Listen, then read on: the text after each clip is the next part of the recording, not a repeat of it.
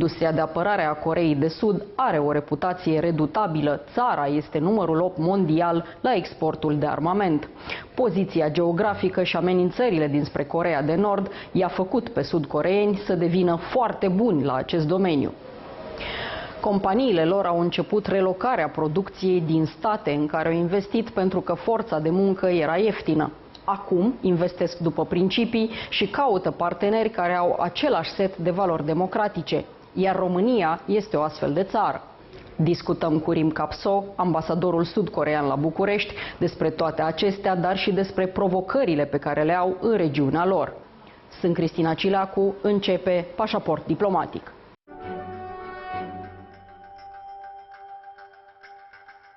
Rim Kap-soo, Ambassador of South Korea in Bucharest, welcome again to Diplomatic Passport. Thank you very much for having me again, Cristina.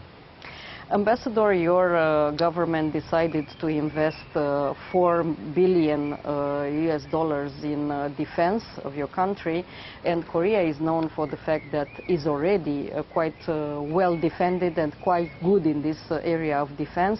Why is this new investment for the near future needed? Actually, I want to correct your remarks. Two things. First, this year's our budget defense is more than $5 billion. It is roughly 2.6% of our national GDP. Second correction is that we are not doing this new. We have been spending in average 2.6% of our national GDP to defense for the last 7 decades, ever since the end of the Korean War in 1953. Because we are still confronting very belligerent, hostile North Korea.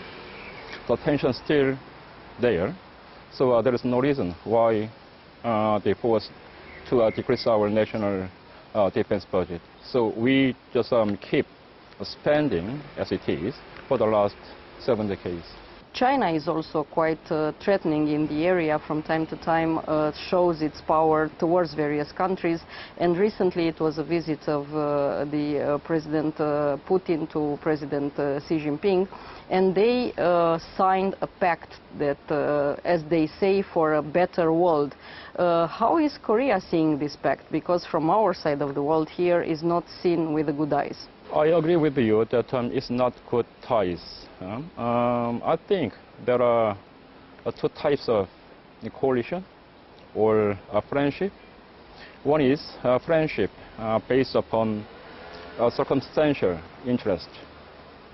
The other friendship is based upon the fundamental values, people's general will.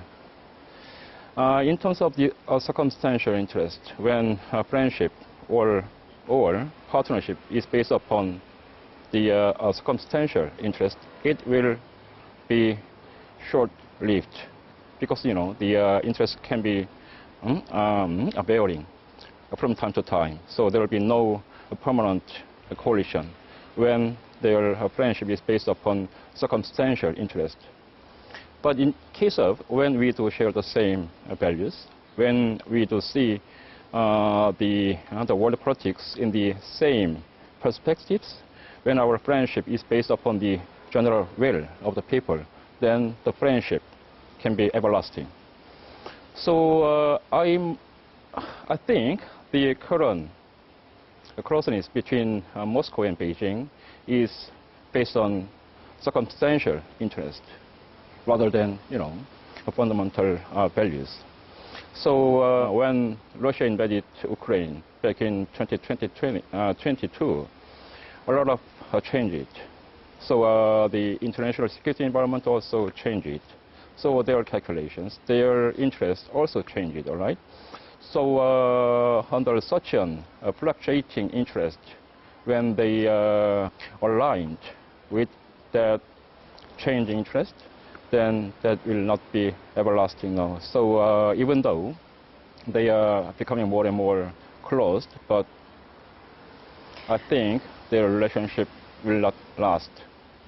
But they both said that we are living now in a chaotic world, and what they intend to do, both China and Russia, is to bring some order. Are we living in a chaotic world? I mean, who created this chaos that we all witness? I think we are at the juncture. We are pushing, being ushered in new era of the rivalries between states. In particular, after the COVID-19 pandemic and Russia's invasion of Ukraine, we are now entering into a new phase of international security environment. So this is kind of a transition period. And when everything is unclear, then there will be, some groupings. The grouping between China and Russia and possibly North Korea, But the other side, European countries, transatlantic, and in the Pacific area, like the Korea, Japan, and Australia, New Zealand, we still maintaining our traditional coalition based upon the everlasting values. It is based upon our people's general will, right?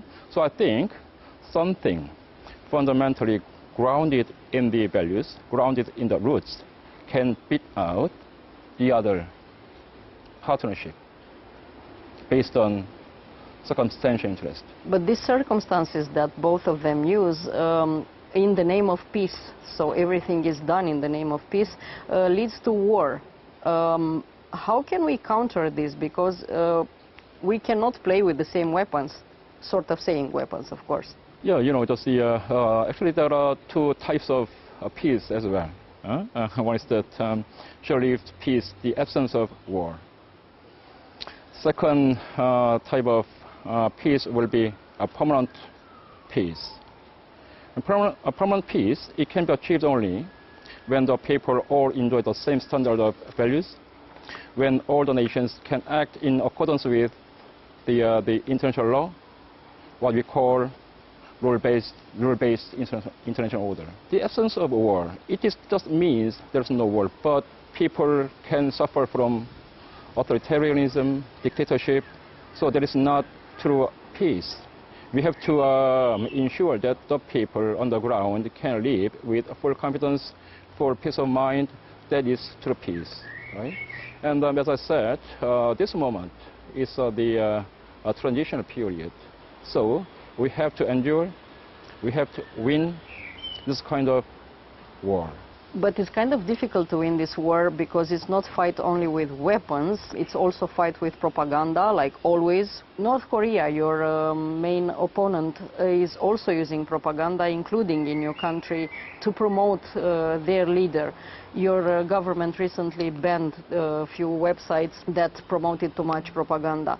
How is Korea fighting this war of propaganda? One of the reasons we are witnessing recent days is the cyber warfare, disinformation, cyber propaganda, as well as the cyber illegal activities, thefts, hackings, etc. In case of the disinformation disseminated by North Korea toward our public, there are two things we can do that. One, in short time, we have to monitor, we have to beef up our cyber security. So we have recently established the multi-intergovernmental agency to monitor, to keep track of, and to prevent the cyber attack from hitting the real things. Second is that, for the people who can't be swayed by disinformation, then we have to raise the true democratic citizenship, right? Democracy is the most strongest when there are enough matured democratic citizens. So we have to put more resources onto education, into the awareness campaign, to people, that to make people awaken up to the danger and to well prepared for any disinformations, right? So two things we have to work in, and in case of Korea, yes, we also doing that work. Second thing, what I want to draw your attention is that not only cyber propaganda, disinformation, but we are also beefing up our effort to forbid North Korea from doing some hacking, cyber currency, the thing.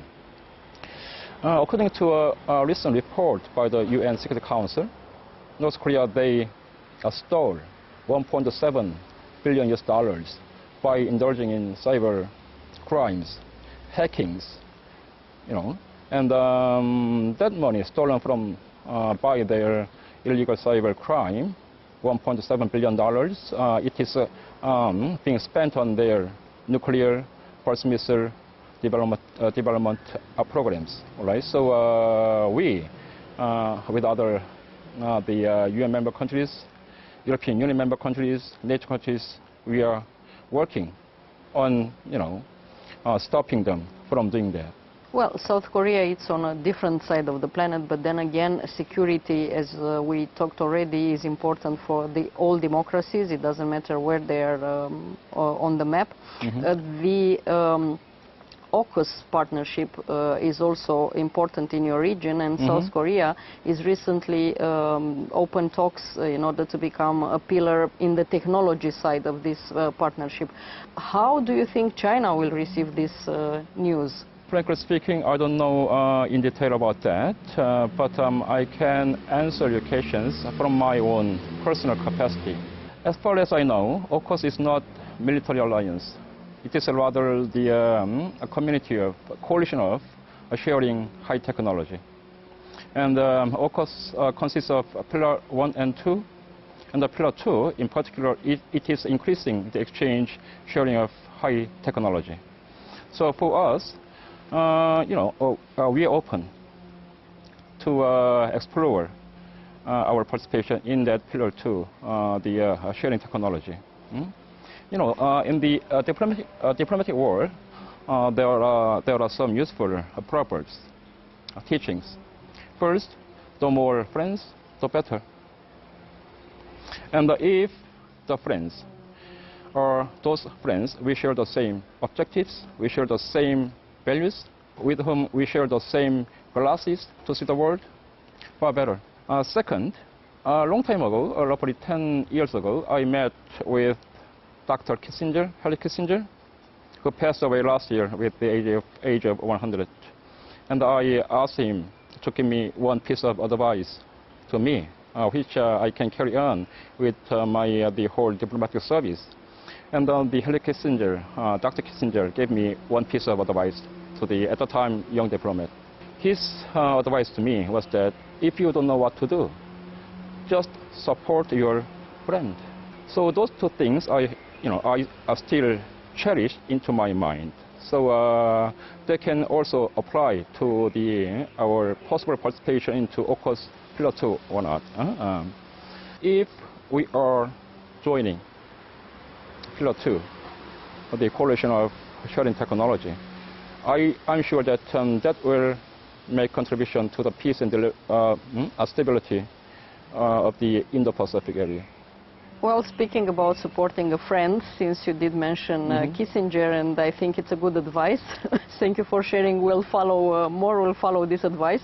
We have now ongoing in Bucharest the Black Sea exhibition for security and defense, and South Korean companies are present there. What do you expect from this exhibition? Maybe some contracts will be signed? I do really hope that some contract can be signed, but I'm not sure whether it is possible or not. But I'm sure in the future, near future, we'll do that. Just to answer your questions, I have to remind you of what happened in Seoul last month, April 23rd, when our two presidents met. They produced joint statement on strengthening strategic partnership. And some part of it was dedicated to economic dimension, defense area. Both our leaders, they agreed to push it forward in a concrete manner with cooperation in military, security, and defense. And also the agreement on defense cooperation was signed between our two the defense ministers. Also the same, sharing technology, co-production of military equipment, also, right? So this week's 9th edition of Black Sea Defense Exhibition is the first time for us to implement what was agreed between our two presidents. So the major defense companies of Korea, they all participate in this defense exhibition. and there will be lots of the exchanges of views and ideas on how to move forward with a specific projects. And I really hope that discussion will lead to specific results on the ground. I have to ask you, what's your own evaluation over this visit? Because you already said the official part, but any visit has a part that we don't see necessarily in the media. Yes, Christina. In short, I can define the results of the summit happened in Seoul on April 23rd. It marked quality jump in our bilateral relations between Korea and Romania. Quality jump means that we look back and reflected what has been achieved during the past 15 years as the strategic partners. And we set up a blueprint to move, to steer our bilateral relations for the next 15 years. When we look back the last 15 years of our strategic partnership, we have a lot of focus on consolidation of our diplomatic relations. And what was left to be implemented, what lacks in that during the past 15 years was economic dimension. And the joint statement, it very clearly stated that we should aim for specific, concrete, boosting the economic dimension. It is focusing on economic dimension. I can give you keywords: reshaping of global value chain. Second, to boost our economic relations in a more sustainable way. And what this chain of value supposed to change? You know, after the COVID-19 pandemic, after the Russia's invasion, we saw, some economic jargons to be coined. So rather than putting our money or factories into other countries based on only cost and benefit, cost and benefit analysis, but we have to look at also the political situation, security also, right? So nowadays, many Korean companies, they are relocating their factories away from, a certain country to other countries. And that countries, we do share the same values, and Romania can be one of those countries. And shall we expect some of these Korean companies relocating in Romania? That's what our joint statement stated, right? Second thing, the economic cooperation level in more sustainable way. There is another economics jargon. Forward linkage effect, backward linkage effect. When we say it is sustainable, it targets long term, more than 10 years, 20 years, 25 years, right?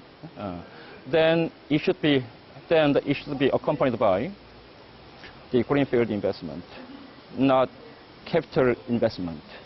When we do have certain, factories, greenfield investment there, the factory will remain for the next 10 or 15 years or 20 years. So that's what we call sustainable way. In terms of the investment in sustainable manner, when in terms of the forming, the relocation of, our factories, forming another global production chain, there can be three possible projects, government-driven projects. There's the defense, nuclear energy, infrastructure. They are all driven by government. It requires all massive funds, investment. So that's why I define the summit as the making the shifting and focusing new dimension on economic investment, and it marked quality jump in the relations between Korea and Romania. Well, let's just hope that what's on the paper and it was agreed will be soon put in place, and people will get to actually feel the effects of those written papers. Thank you so much, Ambassador, for the interview. My pleasure. Cu plăcere.